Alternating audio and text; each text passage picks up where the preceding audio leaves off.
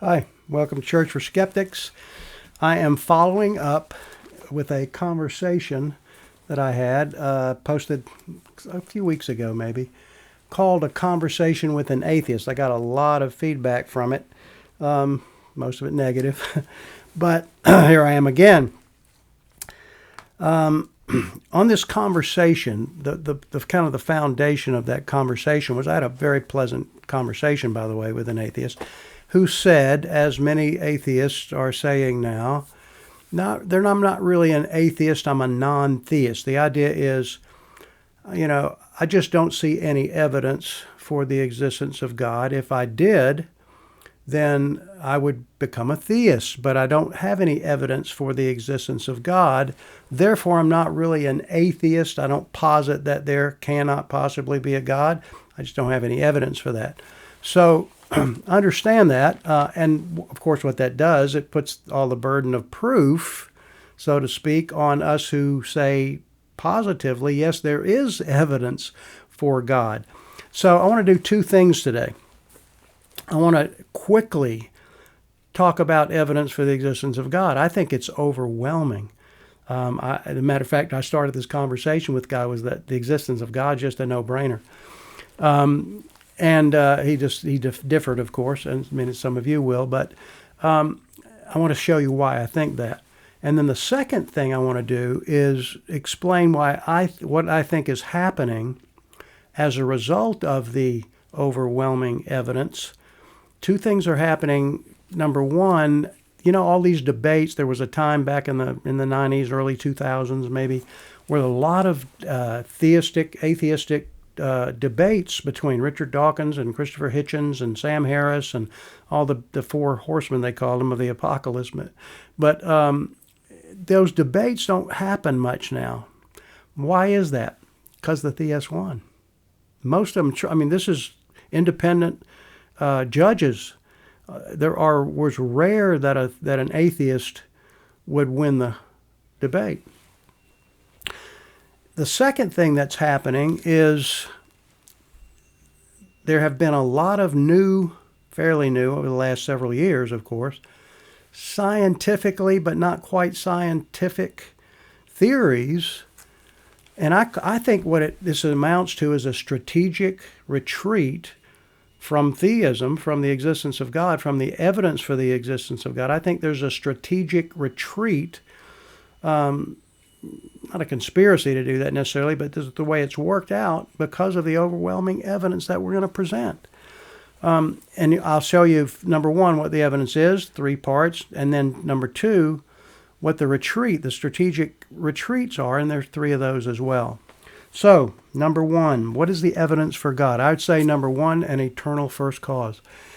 The fact that the universe has a beginning from nothing, and that's what physicists say, it's from nothing. This is not former different kinds of matter or energy. This is just the universe came into existence from nothing, and some would say from nothing, by nothing, and for nothing. It just popped into existence.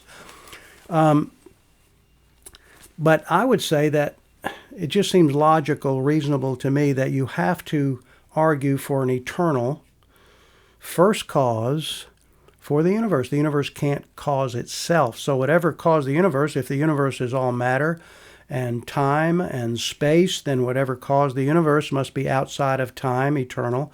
And it would have to be eternal, uncaused, same thing, because then it would have a cause for itself too, and you'd have an infinite regress, which is also impossible. So you have to have an eternal first cause that is immaterial, and I think personal, because if there were an eternal cause or eternal something, reality, that was not personal, then it would be static. And if it's static, it can't cause anything. It can't initiate anything. So I think the best explanation, of course, and I think we intuit that, is that we're here from some will. There's a will behind our existence. Then secondly, I think, by the way, I have to say this, Scripture confirms that. It's so neat to me when you see Scripture and I think good philosophy coinciding. John, that's exactly what John says. In the beginning was the Word, and the Word was with God, and the Word was God. All things were created by him, and without him nothing was created that was created. So everything is either eternal or it was created. So you have to have, there it goes back to the eternal first cause idea. Paul said the same thing. In Colossians, he said, by him all things were created. We want to go back further than that. Moses, in the beginning, God created the heavens and the earth. So I just think that's strong evidence. But there's more. What kind of universe have we got here?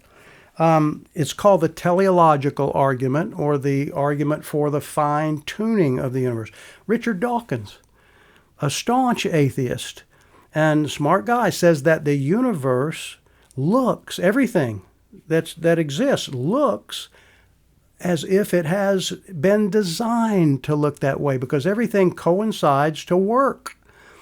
Now, I can give you, that's a 10 videos in itself, but I'll give the idea. There are 20 physical constants, 20 plus physical constants. They all work together so that we can have a universe, and from the universe certain galaxies, and from galaxies our particular solar system and our particular planet within that solar system, and the right size of planet, the right size moon, the right distance, the right tilt, the right sun, the right distance, the right atmosphere that we have. It's translucent or transparent, or close to it, and even water. All these things happen, and that's just from the telescope. What about the microscope?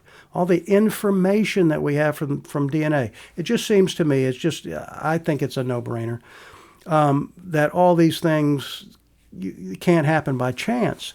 And of course, Richard Dawkins' whole argument is, yes, they did, even though it looks, he says, it's the appearance of that. Well, the appearance of design is the same as evidence for God.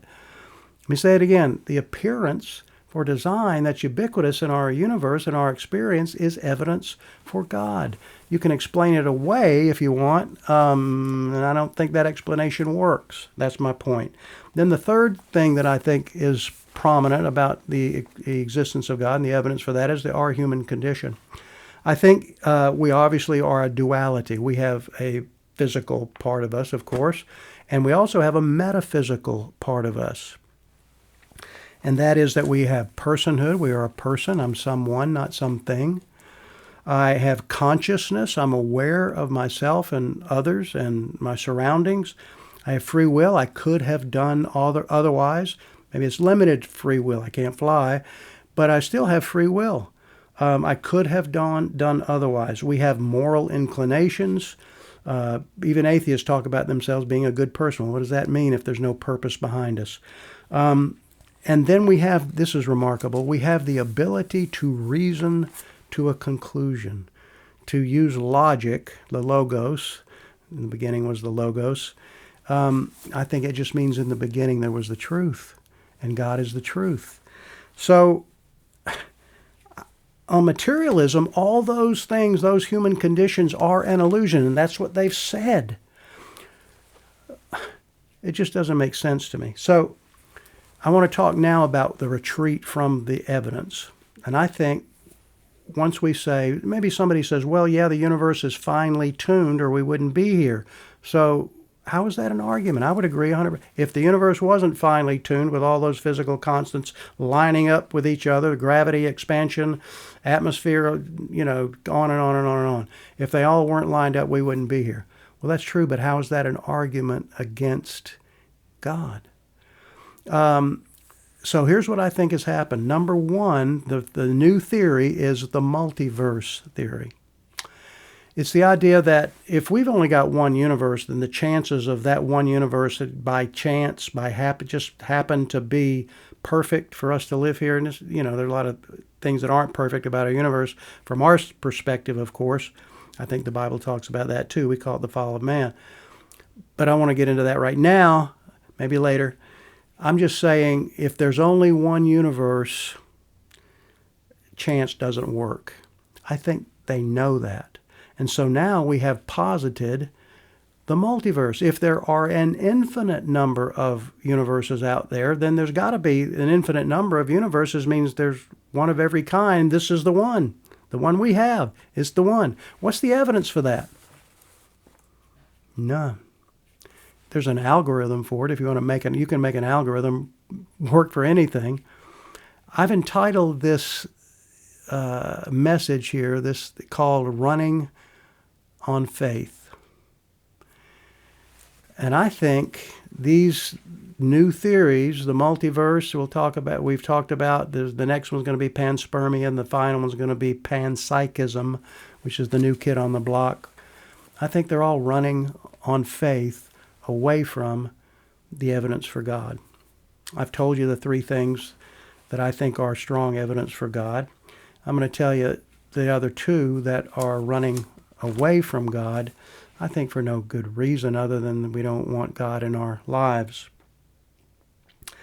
So number one is the multiverse. And of course that doesn't even solve the problem, because where did the multiverses come from? You still can't posit an eternal universe. Nothing can cause itself, so you still have the causal problem, the eternal first cause of the first universe. So it doesn't really help things. The second, I think, let's say line of defense is panspermia. Okay, so there's never been an experiment produced that has produced life from non-life. We think God created life. And if only material things exist, how does life come from non-living matter? By chance. The chances of that are none. There's just no chance for that. They've done lots of experiments starting in, maybe before, but the one that everybody knows, 1953, Stanley Miller's experiment. They get some stuff, they get amino acids, but the problem with that is arrangement. That arrangement sounds like intelligence. And there's no material ability for that to happen. There's no natural law for that to happen. Nothing arranges itself. You hear about things talking about self-arrangement. It doesn't work. It just doesn't work. Now, number three.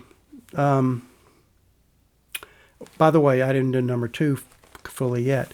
Panspermia is the idea that the life on Earth, okay, it's too much for chance, but maybe it got seeded, that life here, molecules, living molecules got seeded on Earth from maybe an asteroid hit it that had some living organisms, or maybe aliens did this.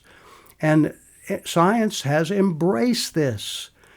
Science has embraced, for the most part, the multiverse theory.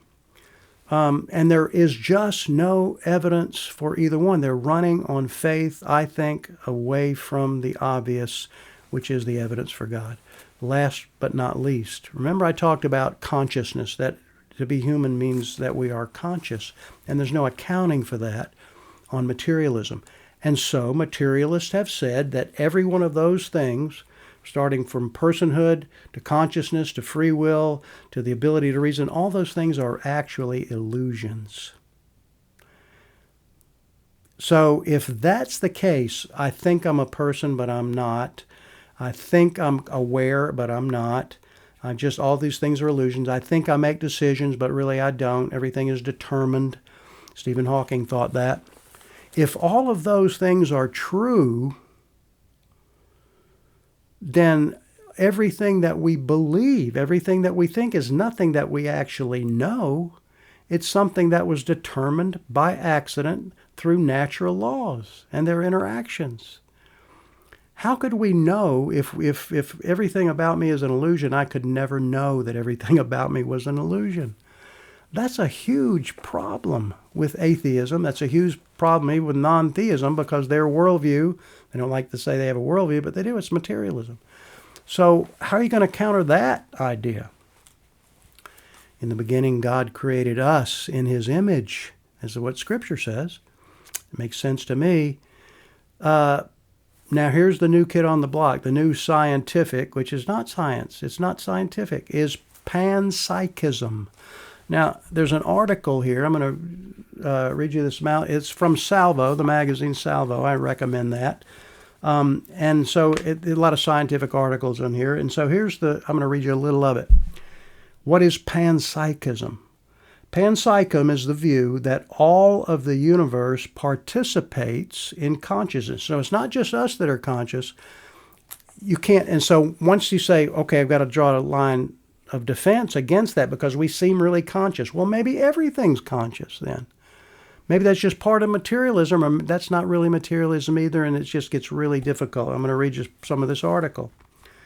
So it has been, this idea of panpsychism has been gaining popularity in science in recent years. 2018 article at Quartz by Olivia Goldhill was titled, "The Idea That Everything from Spoons to Stones is Conscious." So you can talk to your spoon or your rocks. We used to have pet rocks. The idea that everything from spoons to stones is conscious is gaining academic credibility. Interesting. Christoph Skok, a prominent Allen Institute neuroscientist, acknowledges that neuroscientist Giulio Tonini's popular, here's the idea, integrated information theory, they call it IIT, of consciousness, which is champions, is a panpsychist. So the idea is they think, okay, maybe now, since we can't really refute the idea that we're conscious, maybe everything's conscious. The whole universe participates, sort of like you have a smartphone. Well, this is smart universe, smart nature.